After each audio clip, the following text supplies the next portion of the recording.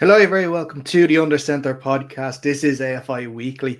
Dara here with you. Delighted to be joined, as always, by Alex Sims. And we have two guests tonight joining us from the Craigavon Cowboys. We're delighted to, first of all, welcome back Jason Duddy and welcome on for the first time for the show, Jamie Squid Mallin. Lads, how are we doing this evening? All good, can't complain. Very good, glad to be here. It's a prerequisite, though. You have to complain about something on this show, so kind of get yourself ready for that now, Jay. On this one, you've been on the show before. You should know this. I'll complain, but I'm a changed man. Anything about the AFI, I am not saying anything. I just love football. I love football. The Giants aren't here to represent themselves after their Yeah. Let's talk about. We'll complain about them. Yeah. nice burgers. Nice football. It was good. Terrible pitch. Awful pitch. Well, look, let's get straight into it. There was a scrimmage at the weekend. The Giants were holding a sort of weekend training camp down up in Cookstown. They had their own sort of thing on Saturday with a few coaches from UCD and around Europe coming down, and then obviously they had a joint scrimmage with yourself, the Mavs, and of course themselves. Jason, I'll go to you first on this one. How did you find the day? And you've obviously said it was a bad pitch, but how was the day overall and the experience getting obviously get some preseason work in before the actual season starts now in a few weeks? Yeah, it's no secret the pitch wasn't the best, but takes off nowhere from the Giants. They put on a really good day for us all and provided us with food, lunch. For a bit of Mavericks for coming up as well. It's a queer distance, but I think it all worked out in the end. We got good footage. A lot of our rookies got a taste of first time contact who weren't their teammates. And some good things, some not so good things, but that's what the scrimmage is for. You want to get it all worked out before this first game on the 23rd. Yeah, and Jamie, same to yourself. How did you find the day on Sunday? And it's a bit of a not strange, but it's not something you see a lot of, like three teams coming together to sort of scrimmage in the one place. Is it something that you are in favor of now going forward? Is it something that you'd like to see more of, or is it kind of better just to having the one team versus another team and going the old traditional route? I absolutely loved having the three teams there because you get to scrimmage against different styles of offense. So I play defense, so that's my focus. I'm playing against the Mavs for a couple of drives and then going to the Giants and going to the Mavs.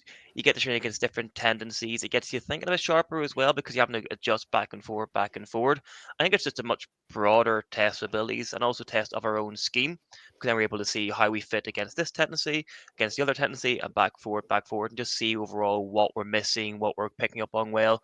I absolutely loved having that multi-team format. Perfect. Yeah, Alex. Absolutely. Yeah, it was great. From a Mavs perspective, it was good. Like it was a long drive, as Jason said. It wasn't actually the second day. Wasn't in Cookstown. It was in Ballycastle, which is probably closer to Scotland than it is to Dundalk. But sure, luck. We and actually the pitch wasn't great, but that was due to the weather. Now they did knock the entire place down on Monday after us leaving it, so I think it was planned, but maybe not. I'm not sure. But it was a great day. Now, to be honest, the Giants put on some lovely food for us to make the trek up worth it. Even catered for me, the vegetarian. They had some sausages there for me. So all sort of everything was covered by them. And I think the three team gave a good dynamic, just different to the normal scrimmage you'd have. A big thing I found from it as well is when you were doing, there was a lot of rotating and then there was more people on the sideline. You'd be used to a lot more like sort of socializing and chatting was able to happen. I was chatting to Jason and Jamie at separate intervals, and when our units were off, you were able to just kind of chat and kind of get a feel for league. And it was a bit more social than, say, a standard scrimmage where you're on opposite sidelines and you're sort of doing your own thing, very much looking after yourself.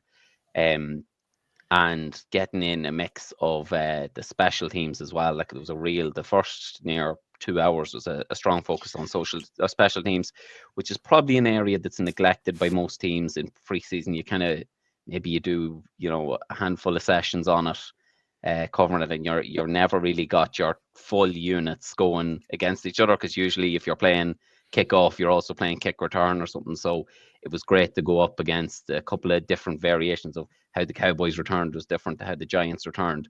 So you're able to test both of your kickoffs against different teams. I thought it was great overall. Like couldn't complain about it, bar the weather, really. And the Giants. I was going to ask the three of you there. Was there any sort of PTSD from when you played in the regular season up in Craigavon? I think you weren't even in People's Park that day. It was in a GAA pitch, and I don't think it was too good that day either. Yeah, Tully Leash. I think we were up there. That time was a mud bowl, all right. Yeah, kind of reminiscent to that, all right. But look, I think everyone got away relatively injury free. There was no massive stoppages for injuries. Bar Deck, he cut his finger on catching a touchdown pass, so he can't complain too much about that. He did catch the ball, but cut his finger up. But get well soon, Deck. That's about it.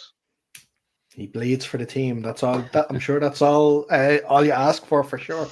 Well, lads, it's been a long off season as it normally is. You've kind of you've obviously gone from winning the first Harp Bowl to now you're preparing for life back in the Premier Division. Jason, you're a part of the board there with the Cowboys. Take us through a little bit of like the planning that you've had to do now this year. Is there much of a difference in terms of planning for Division 1 to planning for a Premier Division? Logistics wise, not too much difference. We've obviously a lot of committees and all this new stuff coming in.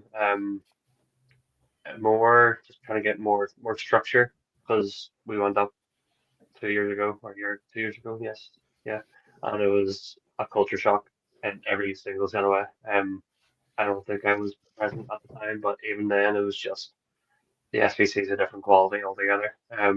You'd have things ran from top to bottom, everything structured, everything in the right place. So we're going in this year in a better situation. Winning last year helped us keep the majority of our players. We've recruited well. There was a good few missing on Sunday. So that'll give the rookies a chance to get in, get a first game of football. So they're going in cold on the 23rd. Honestly, nothing else really. Like last year was a first for me in the presidential role. I'll actually know myself, like there's so much you have to do, but I've got a really good team around me.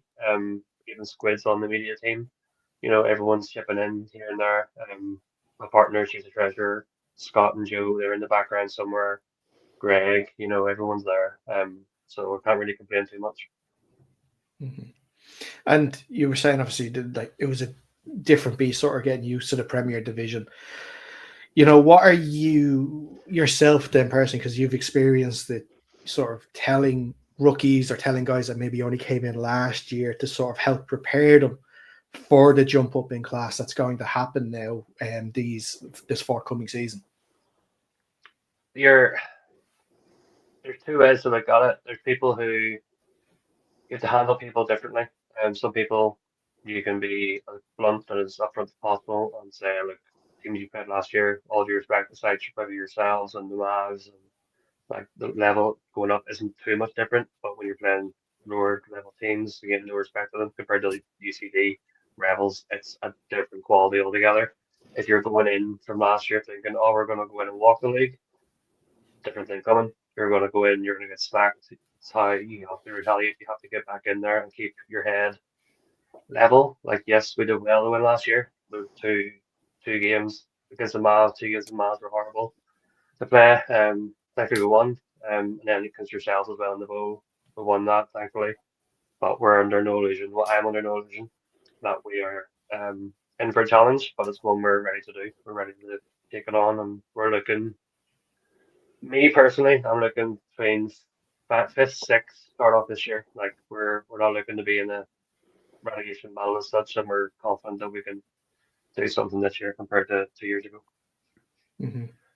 And Jamie, if going off there, Jason's expectations of say 5th and 6th, with the new format we have of the Shield, yes, the Shield in the Premier Division, that gives you an opportunity to sort of obviously getting a sense of playoff football, extra games, but also possibly to really make a success of this first season back in the Premier Division. Yes, this is my 4th season. My first 2 were in the SBC. As a rookie in the SBC, it was savage. Absolutely rough place to learn the sport. I think the year we've had in D1 to help people get fundamentals and understand the game has been very, very helpful. Trying to learn the game when you have seasoned players in your face is very, very hard. There's no room for error. There's no forgiveness. It's brutal. So I think I've put us in a much better position. People have been blooded in D1 and hopefully are more able to hold their own and go toe to toe. In terms of expectations, I was thinking along the same lines as Duddy, where 5th, 6th would be a good place to end up at the end of this year. If we get better than that, then fantastic.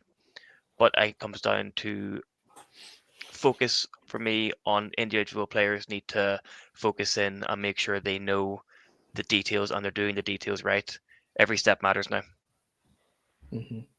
And Alex, if we take a look quickly at the Cowboys fixtures here, if you don't have them handy, I can pop them here on the screen for you. Just looking at it myself, yeah. Just looking at it. So it starts off with 2 home games sort of back to back against the Vikings and the Trojans. Both obviously teams that are you could almost say established. Definitely Trojans are established Premier League side. Obviously the Vikings are going into their 3rd Premier Division year in a row here.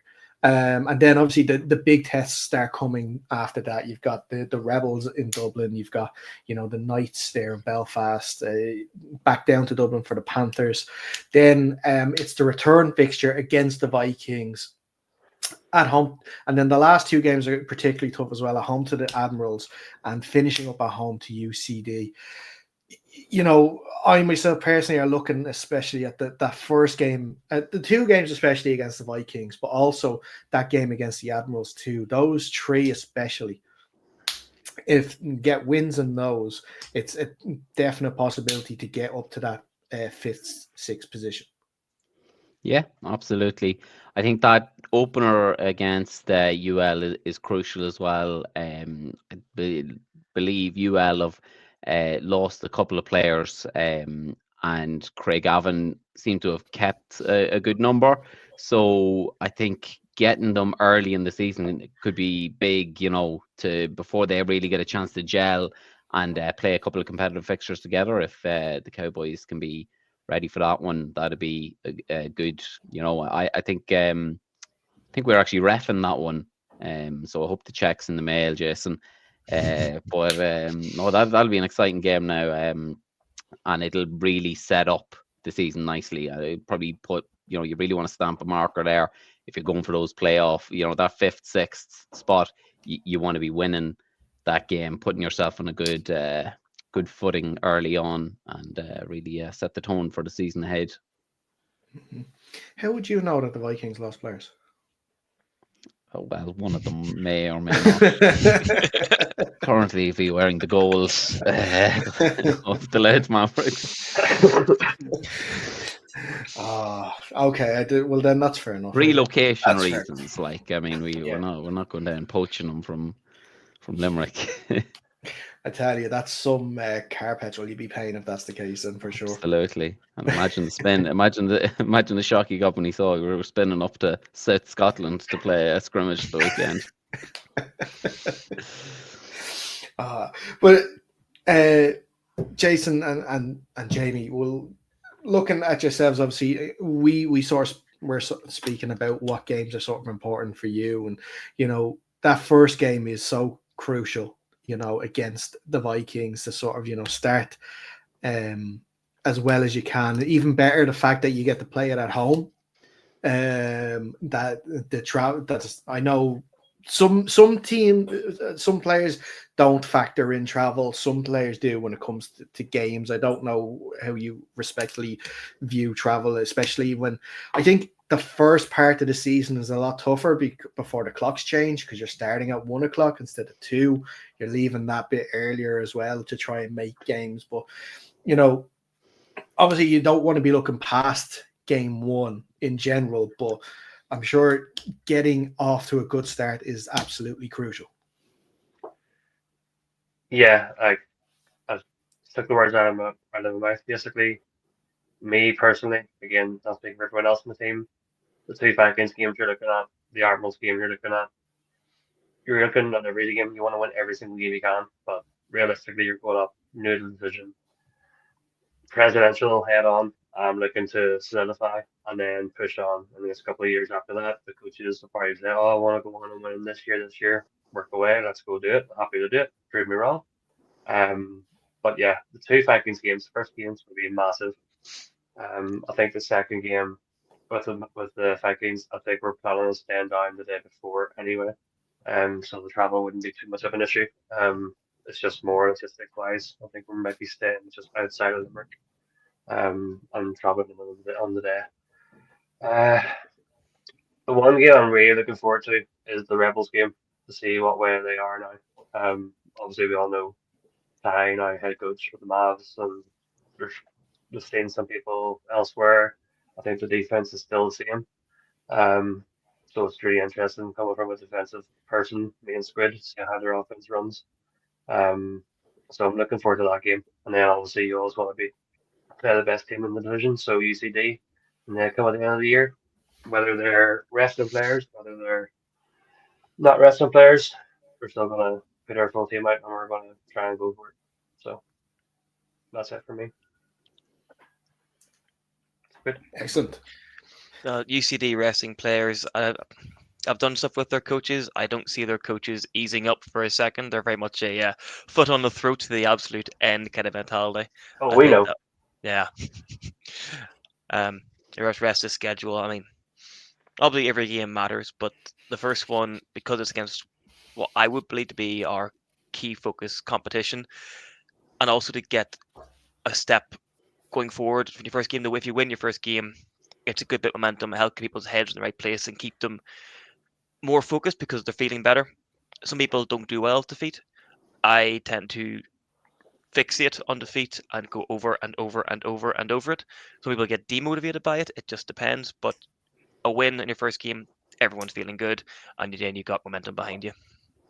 Mm-hmm. Yeah, and the other thing about an early win as well in the season is you really have to instill in the rookies. Like if you do end up winning, you really have to instill in the rookies like this isn't how it's going to go the whole season, lads. It's like you're coming from a season where were you 7-0-1 in the regular season, and then you won the playoffs. You know, so guys who were rookies last year and maybe guys who are coming in next year, when you start on with a win, it does come with a little bit of you know, a hint of, you know, possibly giving some players overconfidence. So you really do have to look after your lads there, sort of remind them like it's still difficult, like lads, this isn't going to be like last year. We've really got to be focused here and not let the eye off the ball and be ready for that game. I mean, you've not got long to dwell. If you did end up winning that first one, you've not got long to dwell on it, because I believe you're hosting Belfast the week after. So Belfast Trojans next week. Yeah, very important to keep the feet on the ground in that respect. Yeah, and considering I was just gonna just hop on that. Considering, you know, it's the Vikings that you play for, so even if we shoot back to last year, with the Vikings and their, you know, opening weekend draw against Cork, that I think shocked a lot of people and thought maybe this is a Vikings team that is really going to go forward. It's really going to start, you know, maybe like that, you know, a dark horse for top 4, you know, who would have known? But, you know, that's why always everyone overreacts after week 1. So even if it is, like you said, a victory, or, you know, if it's a defeat, there's no it could be a crucial thing to the rookies and other players that haven't played the Premier Division with the team yet to say, lads, this is let's not overreact. One game, we get it right the very next week, or like you said, if it is a win, lads, don't overreact. It's not going to be like Division 1. Defeats are on the way. It's about how we react to them. Yeah, and that's like looking at it from our side of it. We have experienced players in the team. I would count Squid as an experienced player now. You have Joe, you have Scott, you have the likes of Peter, you have coaches, Greg. Everyone's there. We're all trying to keep a level head, and people are going to get excited if we win. If we lose, they're going to be probably a bit upset, but that's what we're here for. We're here to talk to them, and be like, look, it's not to be all and end all. If you win a game, great, let's go on to the next one. If you lose a game, all right, put it behind us, let's go watch footage and let's push on. And that's what it'll have to be this year. And now, how are you viewing the league this year in terms of a grander thing? Like, it is well established, and we've talked even about it last week about not the issues, but the losses the Rebels have had. The rumored losses that the Panthers are having. That's 2 of the top 3 teams from last year.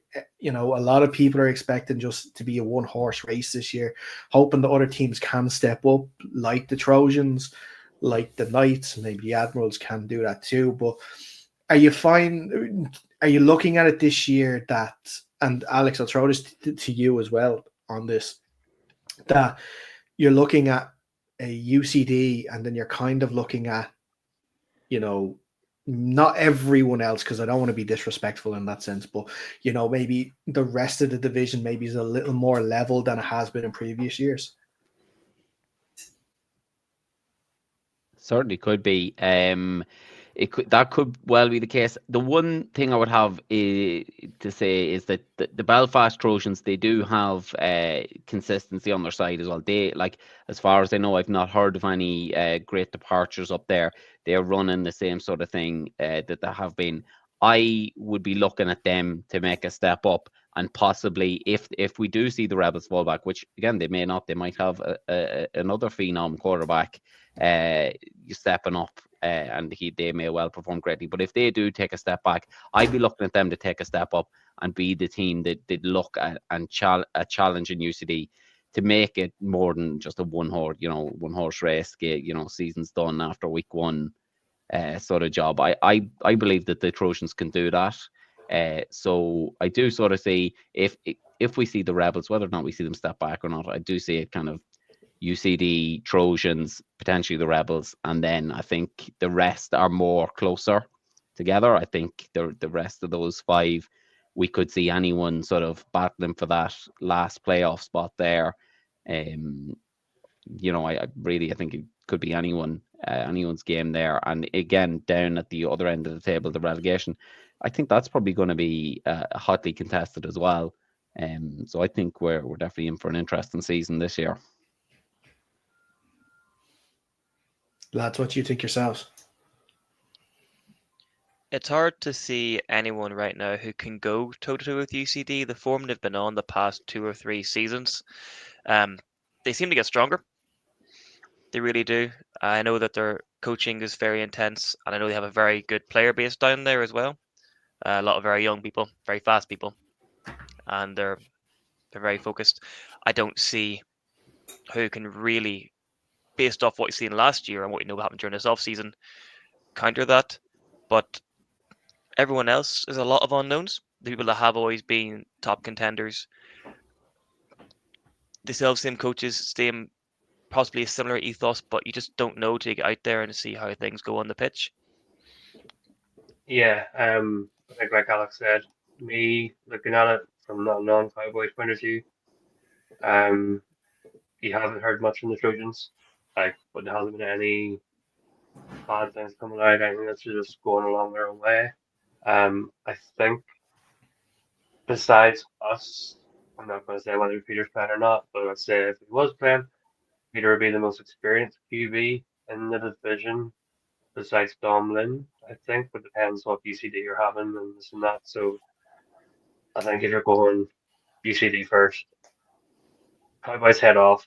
I think the Trojans probably would push if the Rebels did fall, but I don't know if the Rebels will fall. I also have for some reason, I think the Knights might be a shock surprise somewhere up there. Probably not going top three, but I think they'll probably be in the playoffs. Again, if Cowboys wasn't there. Yeah, there's some absolutely huge opportunities for sure to get into make top four this year. If we keep obviously the Trojans there, because they looked like they've just added instead of losing, which is fantastic for them. And if you do play into the room, if you do lean into the rumors of what's happening, with the Panthers, there's an opportunity there if they were to drop down. But at the moment, until we see anything on the pitch, it is just rumor. And then obviously with the Rebels, it is such a fascinating case with the Rebels to see what happens. And I'm really looking forward to the game on Saturday to see how different they're going to look on offense. Defense, I can't imagine they're going to do anything different. They were very strong last year. They're going to continue to be strong, I'd imagine, this year too. But on offense, it's going to be interesting to see what changes have been made. I think Dan Johnson is still playing with them. Craig obviously has moved off to America, and Dave King is over in Spain. Ty is gone as well. I think a few other guys are after leaving there too. So it's going to be really fascinating. And while we're talking about, we'll while we're on the subject of it, we'll chat a little bit about, because there is only one game this Saturday, and it is the curtain raiser for the season, with UCD hosting the Rebels in UCD's facilities themselves. Alex, I'll go to you first on this one. We kind of touched on it when we were talking to Dara Farrell last week about the potential of this being a trap game with no, tape to go off. Not sure they're keeping everything in house there with the Rebels this year. Are you looking at a potential upset here, or are you sort of just thinking that it is going to be a UCD win just to start the season off right?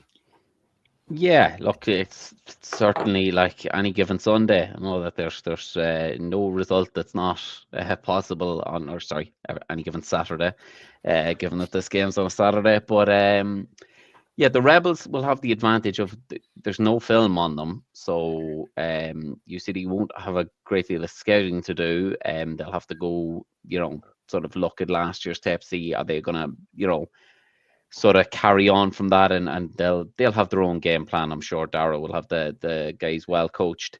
And then at the same time, I think the Rebels, while not having that film for UCD to scout, they also probably won't be at their most cohesive first game of the season. Like the 1st of March, you're not going to be a well-oiled machine. By that point of the season, you've got to get a few weeks in, iron out any kinks that do show up. But at the same time, as you iron out the kinks, more film is put on. So I think the reverse fixture in week 14, I think at the end of May, it would probably be a better matchup, I think. But the Rebels have more chance to sort of play with each other.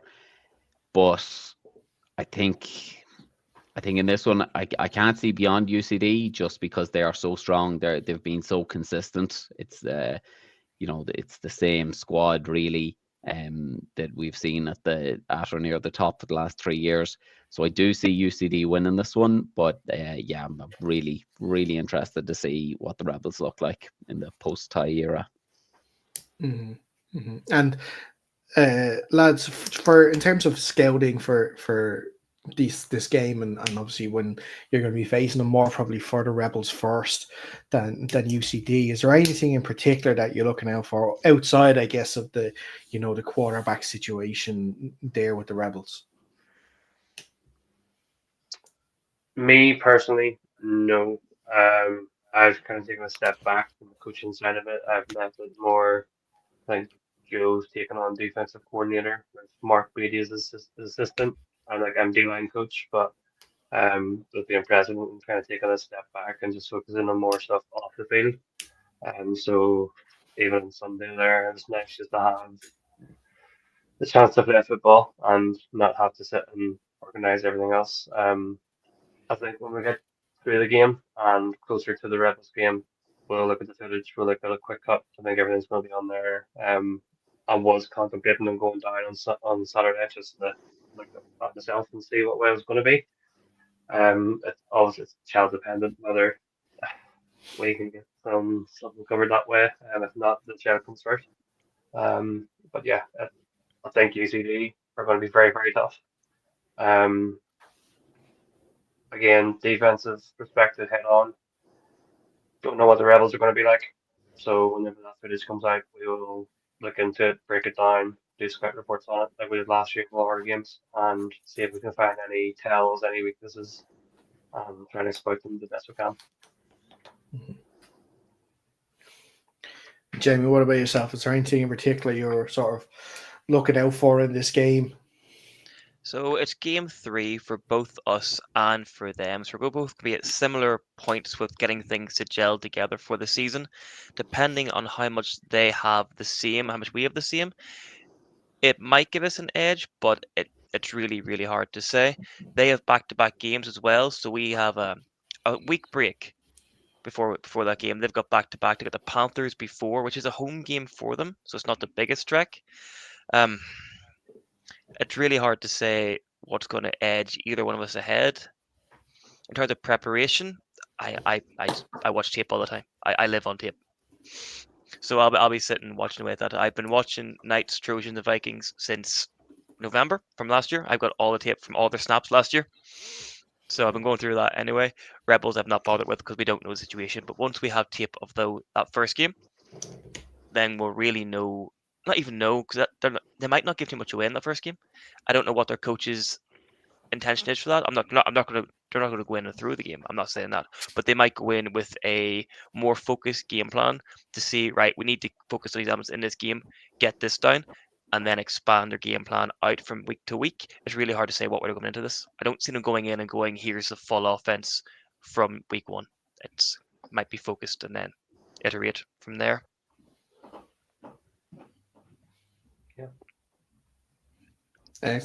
Excellent. Jamie, there's one question that I have actually for you there that I've been meaning to ask you since the start. Why are you called Squid? I knew that was coming. So I used to work on a radio station when I was 16 or so. It's a long time ago. I'm 33 now. So on that station, everyone had a nickname based off cartoon characters. I was very grumpy in the mornings to play clarinet. So my nickname was Squidward. And from that, I was 16 years old. It's got shortened to Squid. And it just became what everyone called me. I very rarely heard my own name apart from family and school. Once I left school, I started just being with friends more often, playing games online. So I wanted to start hearing Squid all the time. So I just kind of used it. I think he's been picking my jersey. Well, I've picked my number and my name. I asked the coach, does it have to be my real name? He goes, right, Squid it is. I didn't even ask for it. He just did it for me. But yeah, no, it goes back to working on radio. It just stuck with me from then.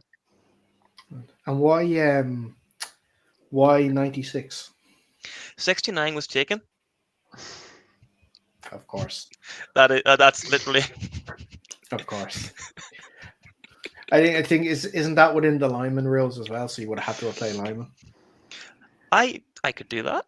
I would get run over, but I'd give it a try. It means you get the number, so yeah. No, that's there is. 69 was taken, so. And Jamie, why do you persist with the pink sleeves, gloves, and everything? It really goes so lovely with the orange, the burnt orange uniforms, you know. There's a few reasons for the pink. Some of them are silly. There's one or two that are personal, but it started off just with boots, and then I enjoyed the contrast between the sport itself and just wearing as much pink as I physically could. You know, it's a very violent, aggressive sport, and I think seeing someone kind of skipping around wearing pink lightens the mood a bit as well as throws people off. And I insist it helps me with coverage because QB see me very clearly. Like, oh, there's a DB there. Won't throw that way. Over this way. That's my reason for no picks. They see me too far away. That's It's fair. also Sorry, go on, Jason. it's whenever it's very nice. I love the pink. Love the pink. It's a bit hard whenever you're trying to get everyone to be uniform and you're like you don't want to dampen someone's spirit. And Squid is a joy to have, and he's one of the most nicest people. He is helpful people. And if he wants to wear pink, he can wear pink. Work away. If he wants to buy me some pink, I'll wear pink. I did change my socks to the black ones. I did do that. You compromised. Yes, that's fine. Thank you. Well, I mean, you've come on leaps and bounds in terms of being uniform. I mind playing the Cowboys a few years ago, and there was maybe 3 different jerseys being worn by several players across the squad. Yeah, you're getting there.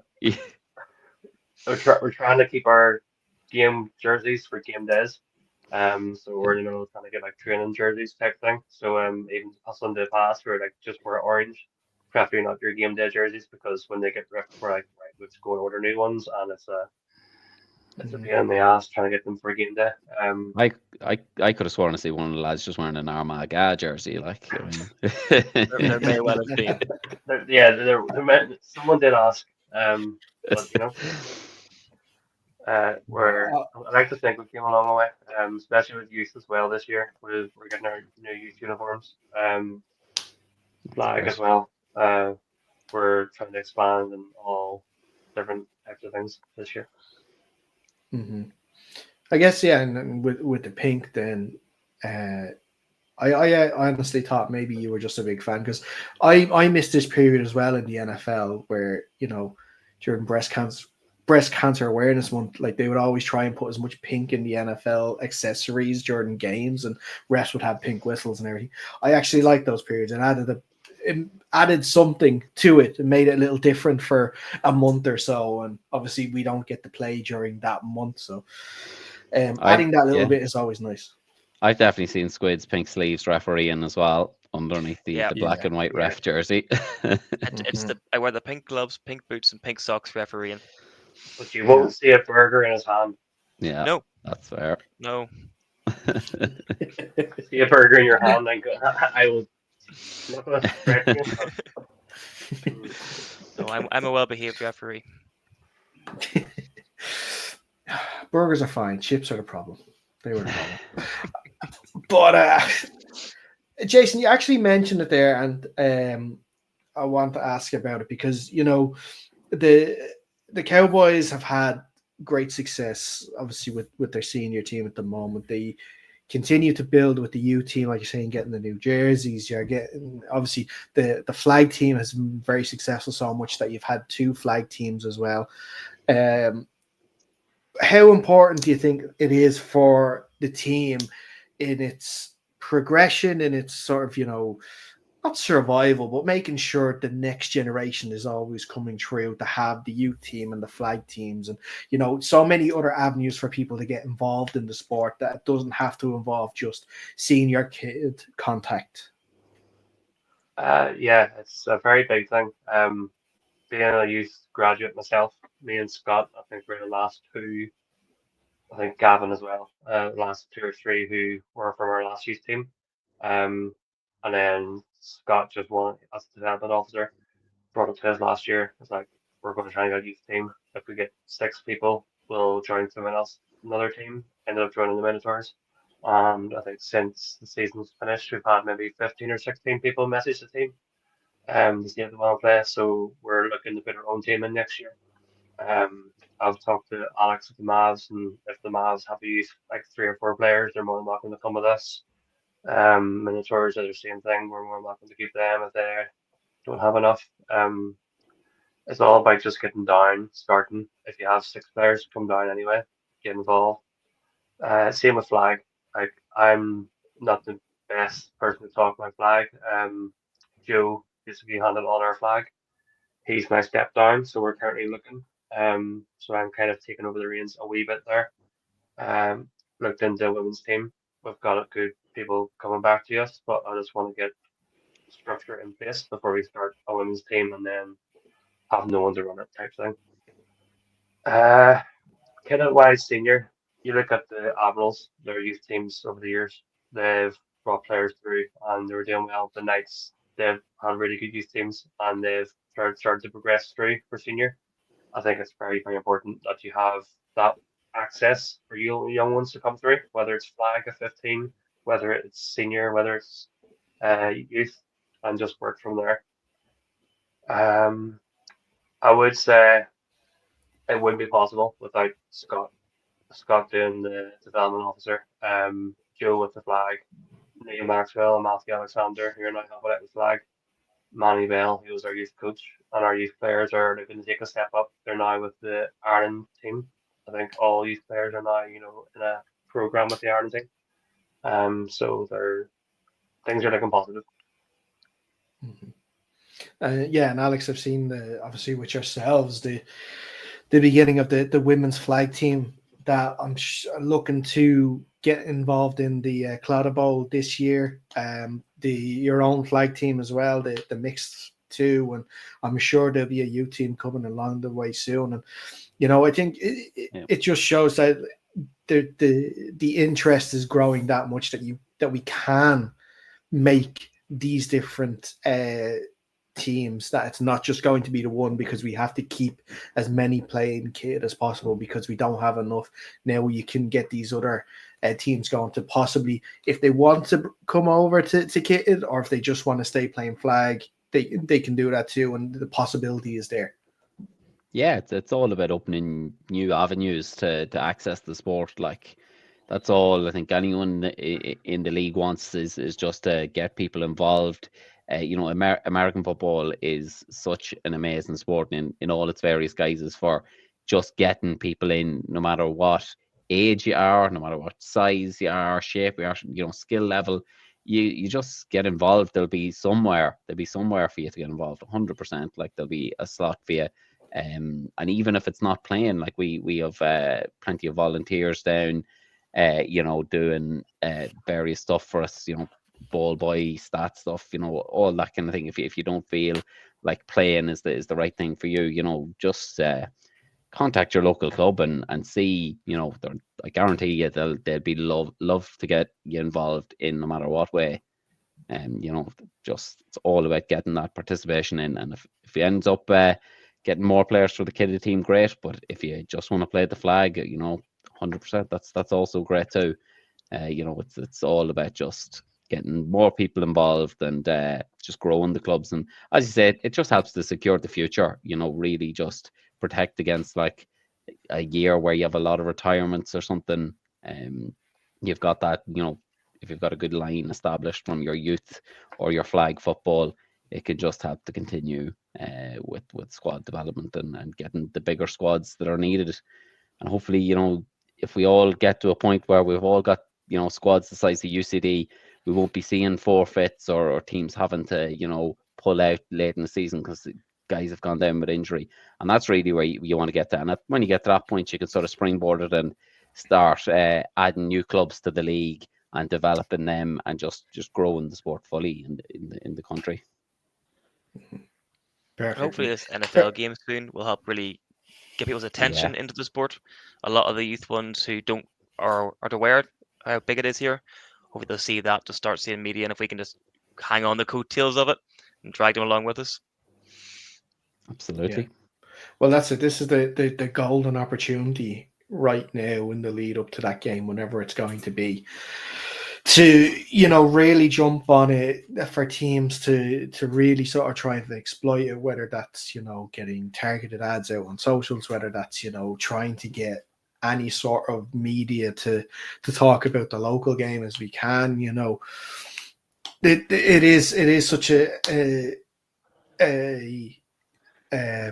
huge opportunity that we just can't pass up.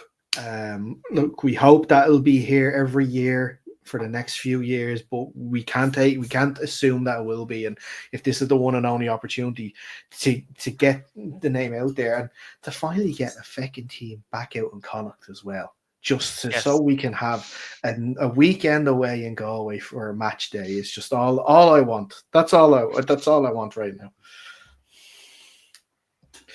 But look, we have a couple of minutes before we finish, and I want to ask some quick fire questions about how we see the season going.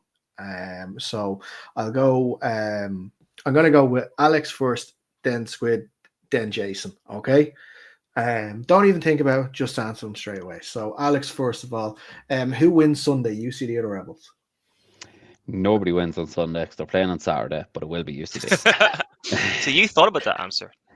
Sorry. See, he did, and I almost had him, but I couldn't. He's up too early for me now at this stage. Squid, who is going to win the Shamrock Bowl? UCD. Okay, I would have also accepted Cowboys because you have to back yourselves. That's fine. Jason, who has the better hair, Alex or Squid? Good. He knows I'll run him down on Sunday. That's why. If we were playing the Mavericks this week, I would have said that. Oh, I was going to say, I believe you're going to see Alex again anyway for a scrimmage soon too. So you're kind of damned if you did and damned if you don't on that one. Right, Alex, who is going to get MVP in the Premier Division this year? Ooh, interesting one. I'll actually open this out to everybody because it is an interesting one to answer because of the winner for the last few years is not around anymore. Yeah. I'm going through like Domlin. Could be a story. Okay. Yeah, the Trojans are pushing it up there. Absolutely. Yeah, other than that, you're thinking maybe Tom Donovan. Like we've seen him put in the highlight catches this year. Maybe he takes the crown. Scott Buchanan. You'd love it, wouldn't you? Absolutely. Squid. I want to say I'm bad with names. Belfast Knights, relatively young receiver. Is it Spencer? I think his name is. Tall, skinny. Yes, I'm going to say him because he's come on leaps and bounds. And I refereed his game against the Trojans last year, and I was very impressed. Very impressed. I know you've been putting the work in. I'm going to say him. Excellent. Interesting choices. So I always find if the award is sort of similar to the NFL style, the MVP is always going to be a quarterback. You would think. Yeah. Because you have offensive and defensive player of the year awards, I assume. Well, look, this show will give them out anyway, so I don't mind. That could, like how Saquon, I think he won it for the NFL. But that's an interesting one. If it is a quarterback, you can't really look past Aaron Mooney. Probably not. That's going to win it. Yeah, you probably not. Going to be a quarterback. But an offensive player of the year, I like that. But equally, we've got some good young QBs in the league as well. You know, between Ben Kennedy at the Admirals and Liam Moores at the Knights as well. That if their teams have good seasons, you know, they could, get a bit of support behind them for that gong, that fictional gong that doesn't exist. Yeah. Okay. Look, we're coming close to half 8 here, lads. I really appreciate the time. You're always very good to us. You were very good to us last year with your time as well. Not very good to us when it came to actually playing us on the field. I think Alex can agree with me on that one for sure. But look, that's our own personal gripes. We'll get over that quick. Yeah, I'm gonna give them one more opportunity to offend one of us and say, who's going to win the Harp Bowl this year, lads? I don't want to answer this. I feel I could say the two teams that would be in it. I would expect to be the Mavs and the Rhinos, as who would come away the victor. It's hard to say right now, and I'm reluctant to put one ahead of the other. You say one after the other.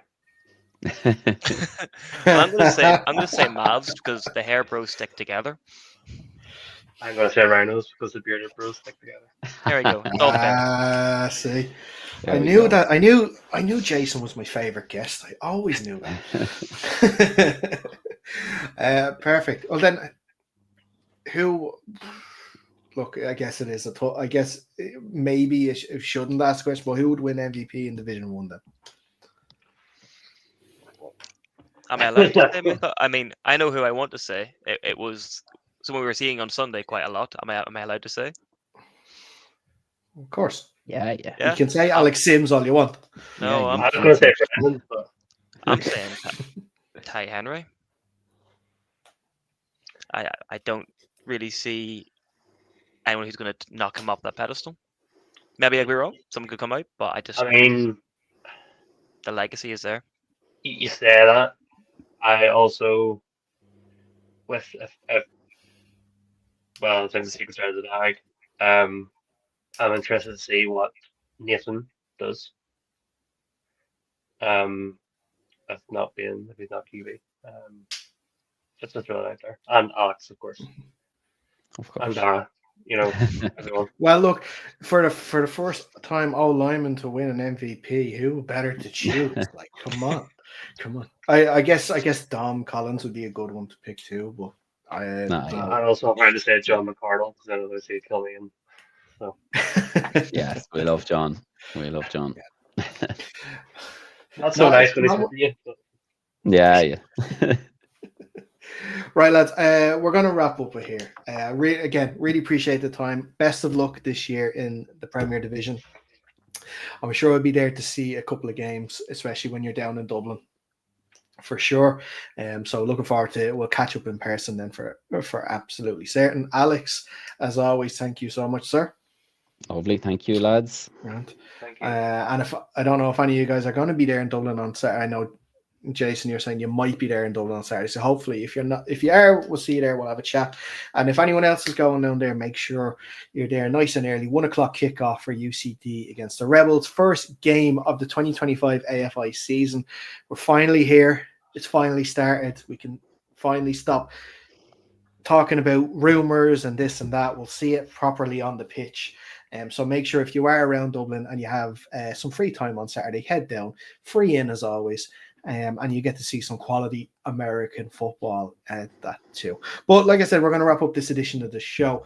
If you haven't already, follow us on the socials at UndercenterPod on Instagram and Twitter. That's where you're going to get the latest updates about fixtures, results, tables, all that stuff throughout the season. We'll try and keep up to date with stats as well. Follow the Craigavon Cowboys on socials too if you are around the area and you're interested in getting involved in American football, whether that is flag, youth, senior kitted, get onto them. They will be able to facilitate you in one way or the other. Same if you're in Loud and you want to join Alex and the Mavs. And if you're down in Dublin, give the Rhinos a call. We'll sort you out with a decent bit of training, a bit of fun. Everyone gets to play a bit of football. We're all happy. Anyway, I'm really just shy talking through this outro. Really sorry. You're going to end it here. All the best. So see you next week. Enjoy the football at the weekend.